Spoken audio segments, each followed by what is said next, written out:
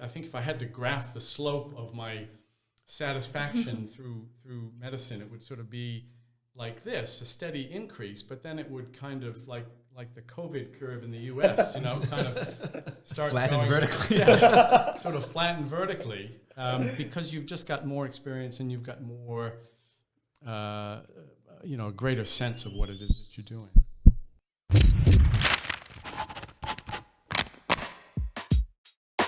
Welcome back to Subcut, the medical-ish podcast where we talk about things that might be relevant to a high school student, medical student, doctor, or anyone just interested in medicine or the healthcare field. My name is Justin. I used to be a doctor. I'm Art and Nahill. I am a doctor. I am Nic Szecket. I am also a doctor. I'm Neil. I'm a fourth year medical student. I'm Emma. I'm a third year physiotherapy student. So as you've clearly noticed, we have +2. The hosts of the IMreasoning podcast, which a lot of you I know will already be listening to, and if you're not, you definitely should do so. It was it's the only medical podcast that I actually listen to. And I'm really happy to have you two on as guests today, because there's a lot of questions I've been wanting to ask you. I've been wanting to do this podcast interview for a very long time. I was wanting to get a few more followers and likes on Facebook and things before we actually did this, but whatever, we'll roll with it. So thanks for coming on. And we'll run through a few questions. So we had a poll up on the Facebook group, Future Doctors of New Zealand, and there's some great questions on there. I think that you two would be good people to sort of answer these questions. And then at the end of this, we're going to do an interview looking into both of their personal lives and things in a little bit more detail, which will be up on our YouTube. So if you want to check that out, make sure to go on YouTube and look for that video. The first question we'll start with, which had the most votes, was, so the question was, what's a question that you'd like to ask a doctor? And the first question was, what makes the job worth it genuinely? It's a topic I personally don't talk about often, because I like to be the balance on the opinion to kind of jade it out a bit more. But yeah.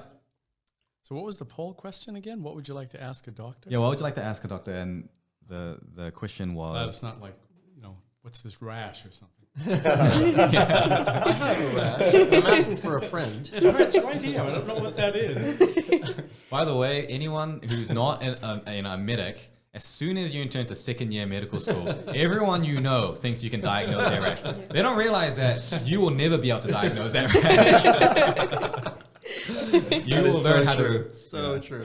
You will learn how to use DermNet and refer to dermatology. Anyway, what are your thoughts? What makes it worth it? What makes it genuinely worth it? I go first, I guess, going this direction.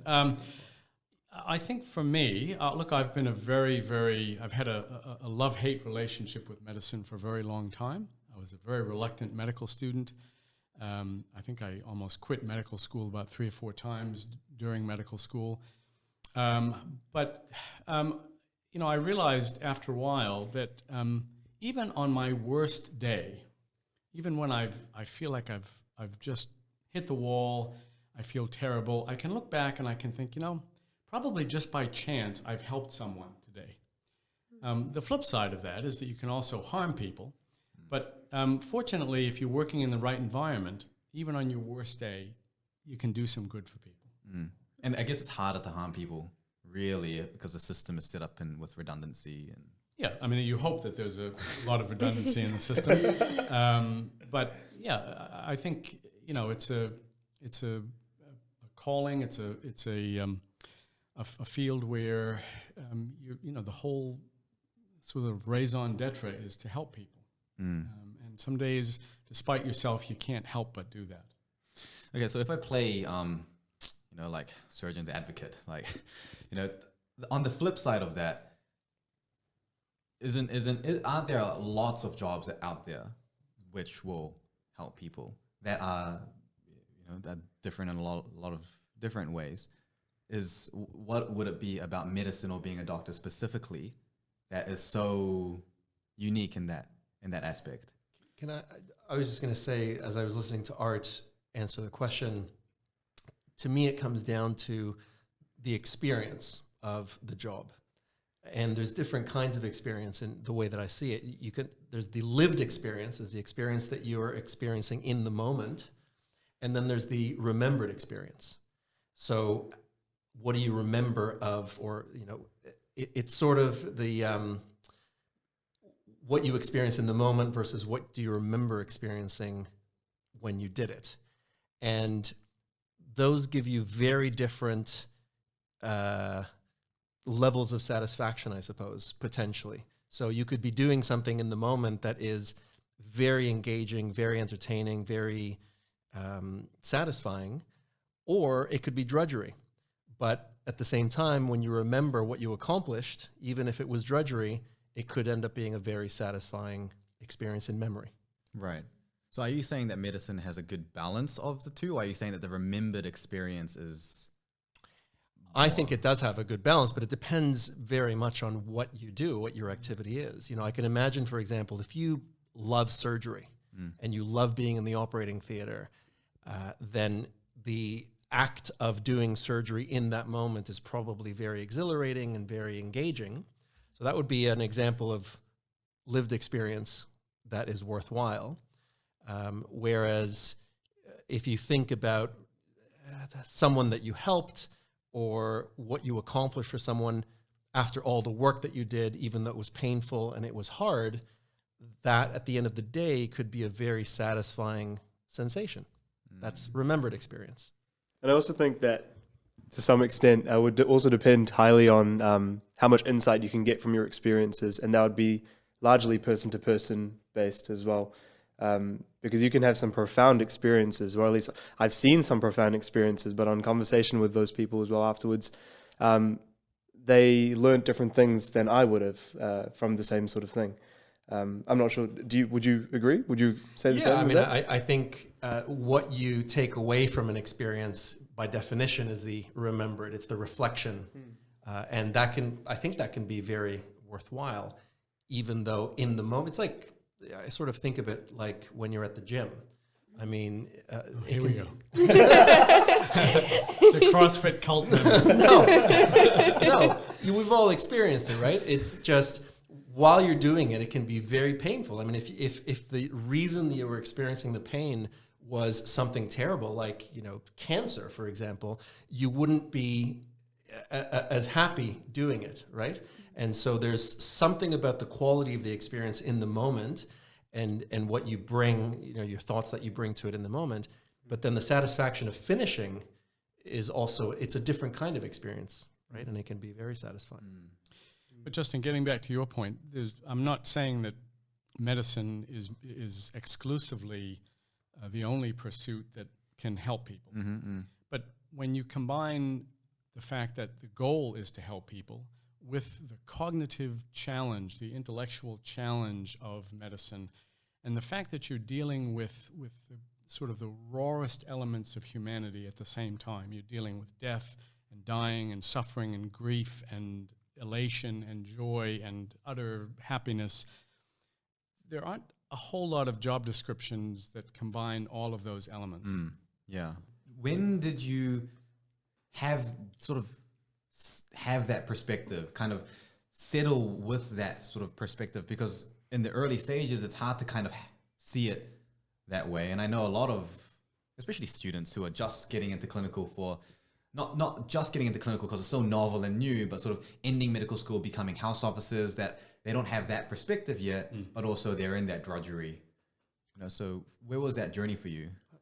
I do think it takes a while. I mean, everyone's going to be very different. I interact with some young medical students now, and I think, wow, these kids are so wise, they're so mature, and I was not like that, when I was at their stage.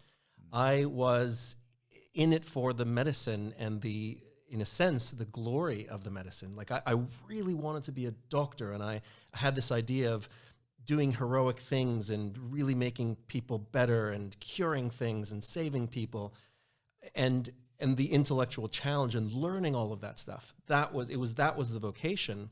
It wasn't until probably 10 years into practice, I think, that after graduating, after graduating, after residency, several years after residency, where I finally, something shifted and I thought, what I'm doing here is very important for different reasons. And in a sense, it's a job. What I do day to day is a job, and it's a good job and it's a great job. But it's very important what I do. And I didn't really get the significance of or the importance of what I actually did until many years after. Yeah, I would say that was true for me as well. I think the beginning of your career, you're trying not to kill yourself or others. Yeah. And you're so invested in just trying to survive and not kill anyone that you don't really have time to sort of properly stand back and reflect about the big overall picture of what it is that you're doing. But I think, when you get a bit of experience and a bit of expertise under your belt, then you can begin to relax a little bit and look around and see the job for what it really is. And I think I've asked this to Justin in one of the previous episodes itself, but how long, it's just something to ponder about, not necessarily to answer specifically, but how long should one wait to find that deeper purpose or the deeper meaning as to why they come back in every day to do this challenging job with all the other obstacles that are involved around it? Because if it takes 10 years, that might seem like infinity for some people. But it's not like I had it in my mind while I was in medical school or while I was in residency that there was a higher purpose that I was waiting to feel, and I was going to be unsatisfied until I felt it. All the contrary. I was happy with the purpose that I had in that moment, which was learn everything and, work a lot and get a lot of practice and get good at what I was doing or try to get better at what I was doing. That was satisfying enough in the moment. Yeah. And then looking back on it, I realized that actually a lot of that stuff wasn't so important or crucial. It was much more important to get the bigger picture. But Happiness of pursuit. do you feel like without the first part you wouldn't have been able to get to the second part, or that you appreciate the second part more now because you know that that wasn't something that you had initially? You know what I mean? Well, I don't think you would end up staying in the career without accumulating the knowledge and the experience that you naturally will staying in the career. So I think that was just, in a sense, organic. Yeah. It was just going to happen as you went through practice. But what if there was the flip side, so that you weren't, you were very happy with and found that satisfaction during your kind of accumulation of that knowledge. So would the story be different for you if it wasn't like that? Like you were kind of going through and it didn't feel like you were getting that sense of satisfaction. And then would you just kind of have had pushed through, or? I think we're talking about years of your life, right? We're talking about, in my case, 4 years of undergrad, 4 years of medical school, 5 years of residency, and then practice. If you add up all those years, you want to be satisfied while you're doing it, because that's a big chunk, right? So, I can't say what I would have done or what I would have felt if I wasn't getting enough of that satisfaction, but I would have been pretty unhappy, because if I'm not getting the bigger picture, and I need to be satisfied with what I'm doing day to day.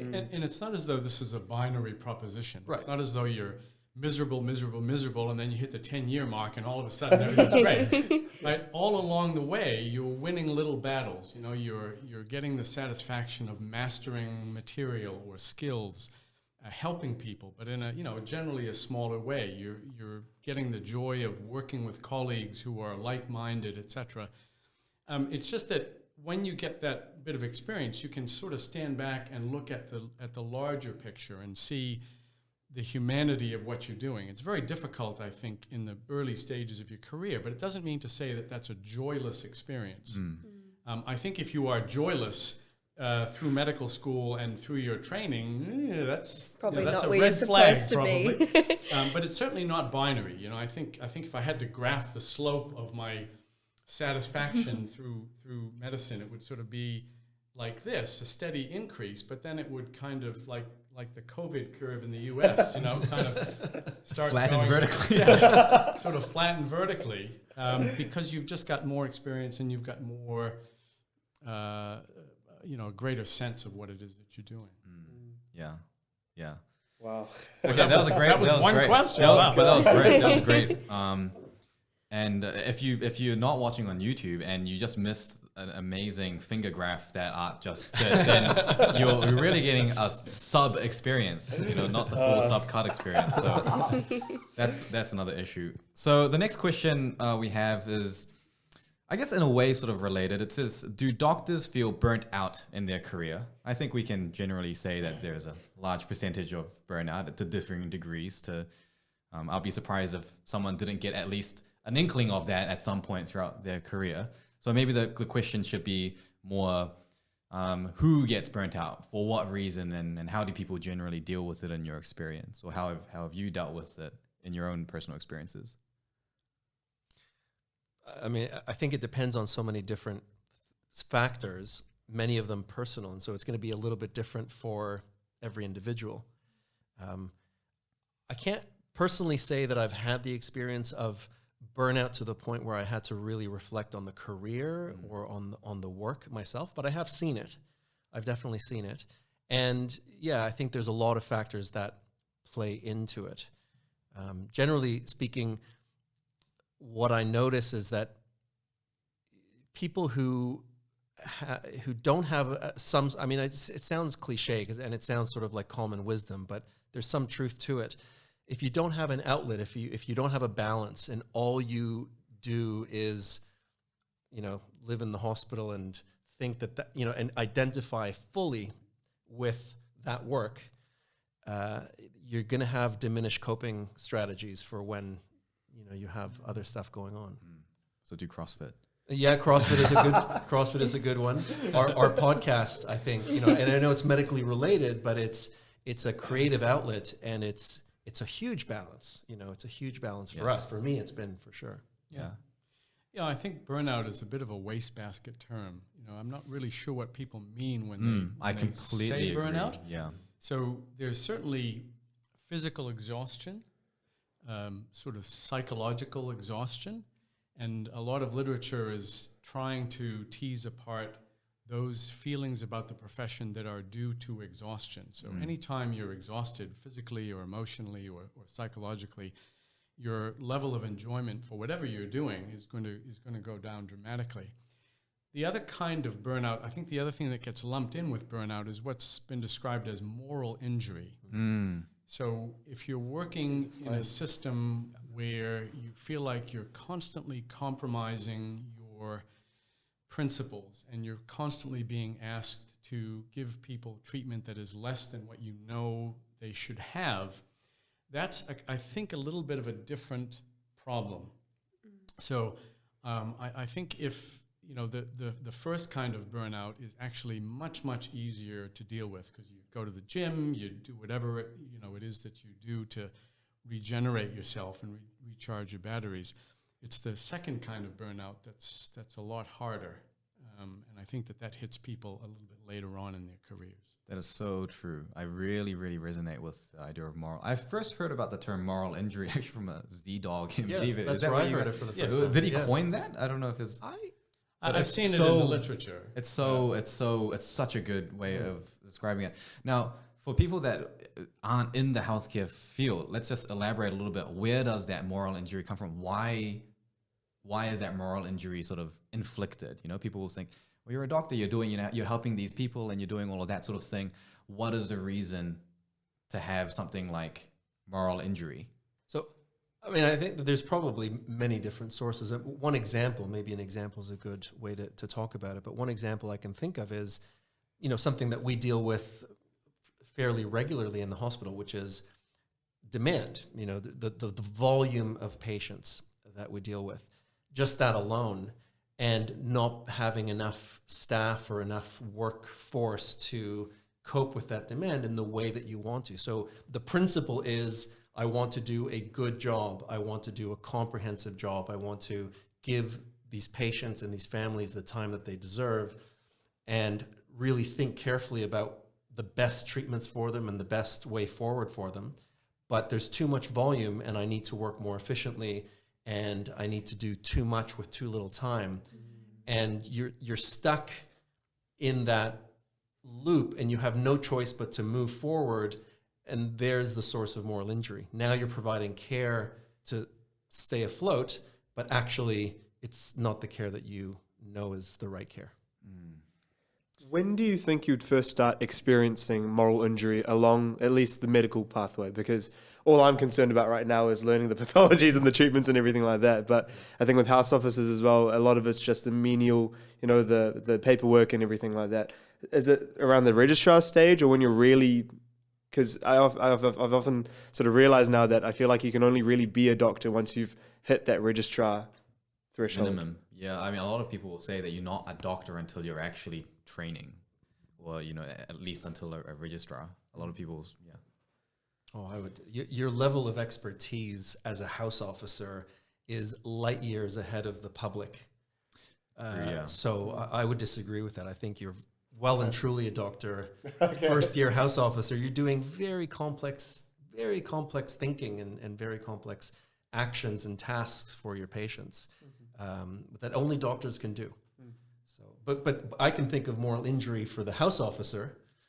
I've spoken to students, 3rd and 4th year students and above, who experience moral injury. Usually they are in some ways more attuned to it than their older colleagues, because they come in with this very idealized picture of what healthcare and medicine should be, and they see things oftentimes falling far short. So I think it begins very, very early on. And just, the reason why it's important to really know what we're talking about when we talk about burnout is because all of this sort of resilience training that you hear about and all of this kind of work that's being done to improve people's resilience, that works for the exhaustion bit of it, but it doesn't address the moral injury bit. And in fact, it can sometimes be used as a way to gaslight the whole issue of moral injury. It's a whole way of just pushing the problem onto you as the not a robust enough student or doctor, as opposed to looking at the entire system which is causing the moral injury to begin with. I'm just amazed that you know the term gaslight as a boomer. Hey, I'm hip. No, you can't. We don't say that anymore. I'm sorry. I do. See, it's retro. It's a retro word, right? Maybe it's coming back in. My son is into all this vintage clothing, so it's a vintage term. It's a vintage word. We can bring it back in. I think we'll bring it back. No, just for you. Thank you. But that's such a good point. I mean, it can almost be borderline condescending if your managerial staff says, "Hey, we got free coupons for yoga or something," and it's like, that's not the problem right now. I'm capable of self-care. It's that when I go back to work, so and that in itself is a form of moral injury, to be treated as though you are the problem when you know that you are not. That the problem is a much bigger system. Yeah, I mean, I have friends and colleagues who were working in departments, and they identified these aspects of moral injury and interprofessionally or something like that, and they've been called into meetings to speak with managers where they are directly and explicitly told they are the problem for reporting it. I'm very clear when I give run feedback on what I think. I'm very explicit about what I think is not good and what not right. And I'll be called in to talk about feedback, and they'll just sort of say, "Oh, well, like it's that seems like it's your problem," when it's just I don't know. It's degrading sometimes to have that. Anyway, that's a really great discussion. Next question that we had is, I guess these seem a little bit easier to potentially answer. People that get grossed out easily, can they still become a doctor? That was me. That was actually the way I actually met Neil was because of that question. Basically, I was like, I've got the rank score, whatever that, the silly stuff just to get in. But I was like, I don't know if I can deal with the amount of blood, because I'm the type of person that, I fainted at my own blood test because the person showed me my blood in the tube. I literally just passed out. And I was like, how am I supposed to be a doctor? And Neil at the time told me, he's like, that's just something you can deal with. Like, watch YouTube videos and stuff. And I was like, oh, okay. But it seems like a silly question, but it was honestly a decider for me at the time. Yeah, this is 4 years ago, Neil, with very little insight and good helpful feedback for Emma. So anyway, I don't have an answer to this. Because I'm not someone that gets grossed out very easily, so I'm not really sure how to answer that. I don't think it's a problem, to be honest. I mean, Really? you probably would choose, possibly there's certain career paths that you would steer away from, but you can get used to a lot of stuff. I mean, you can get desensitized to a lot of stuff if that's what you need to do. I mean, I still don't like, I get a little bit vagal with bone marrow biopsies as you crunch through the periosteum. Yeah.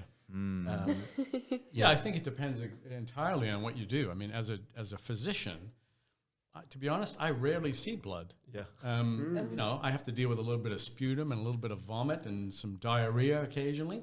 But as a physician, very little in the way of blood. But if I was not desensitized to it, I certainly wouldn't think about doing general surgery if I fall down at the sight of blood. A common thing that happens to us is the patients will say, I saved something for you, doc, do you want to see it? And it could be one of several fluids. And I still get grossed out by it. I mean, if I could choose... I'm like, against my better choice, Yeah, okay, if I I'll could look at it. choose to walk into a room where someone's having diarrhea and one where someone isn't, I would always choose the one where someone isn't.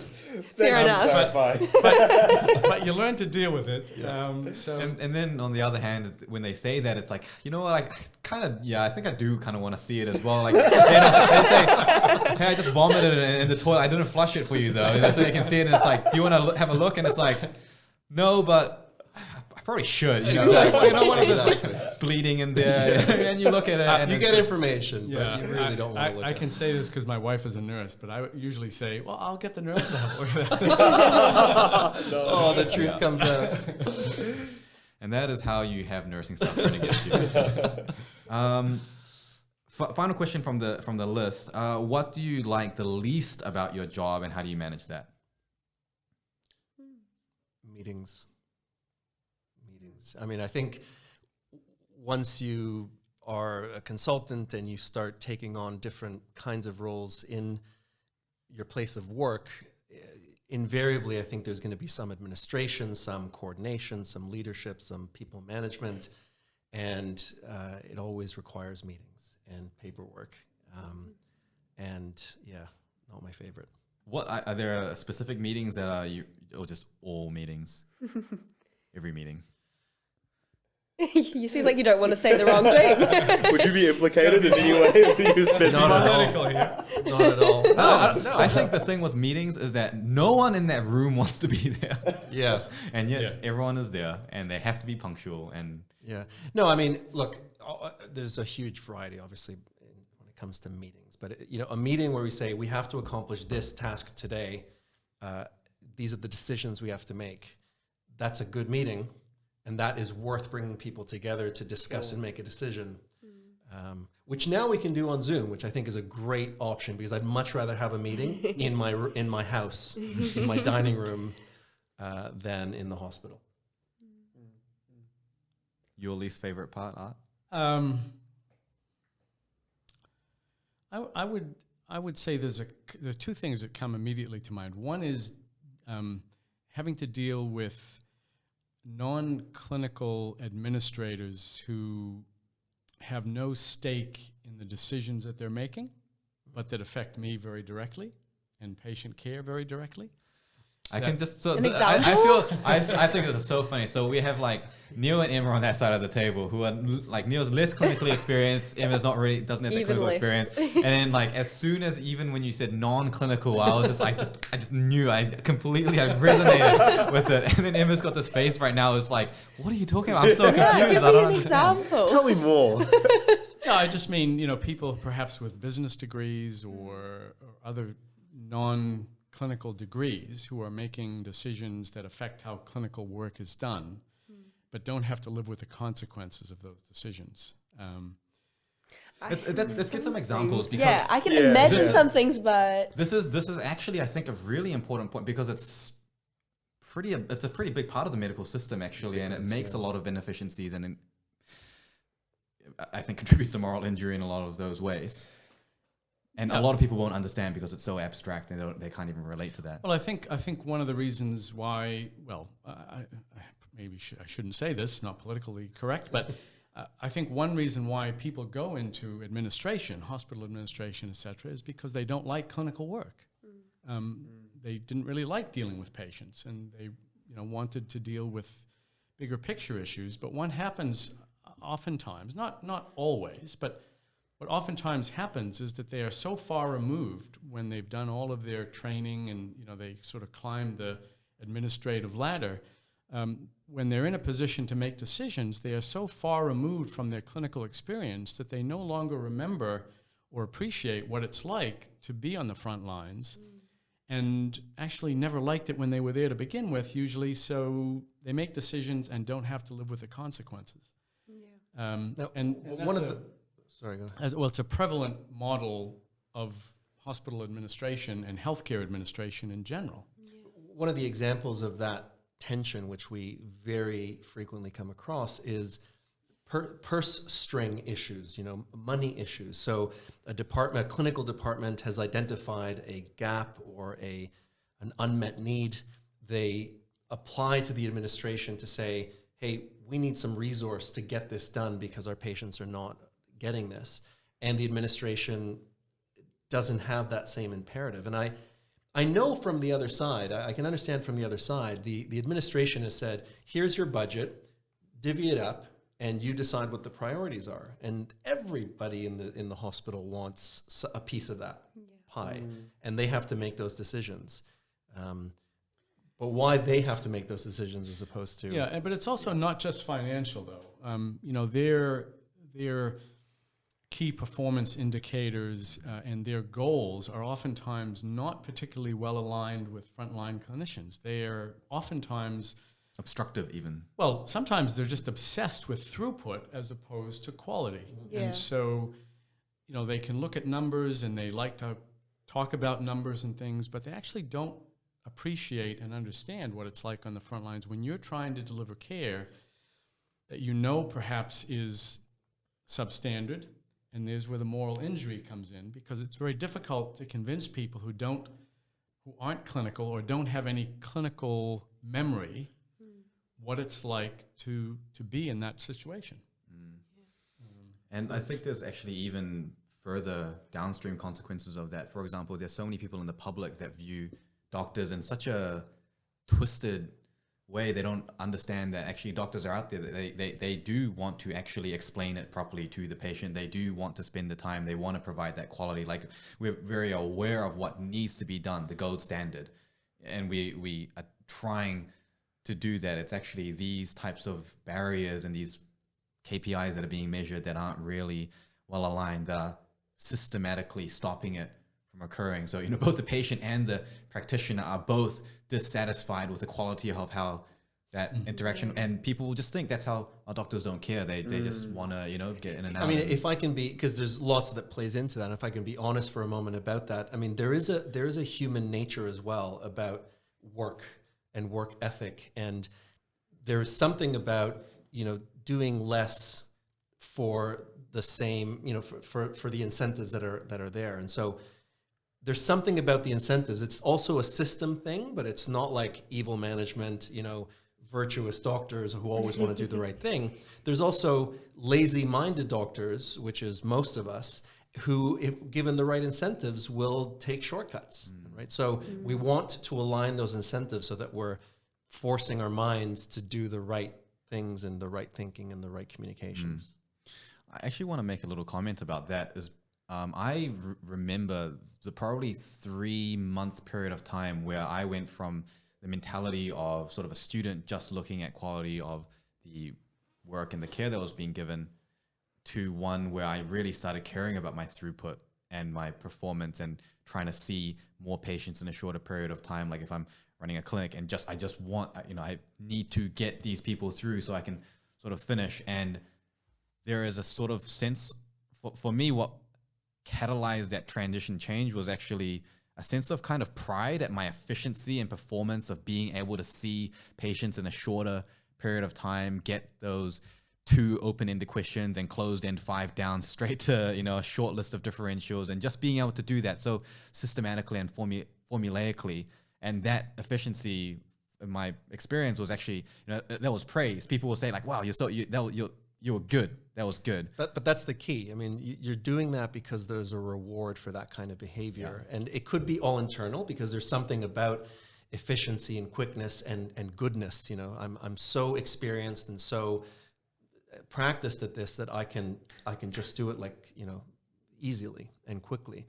But some of that incentive is obviously, and that reward is obviously coming from the culture that you're working in.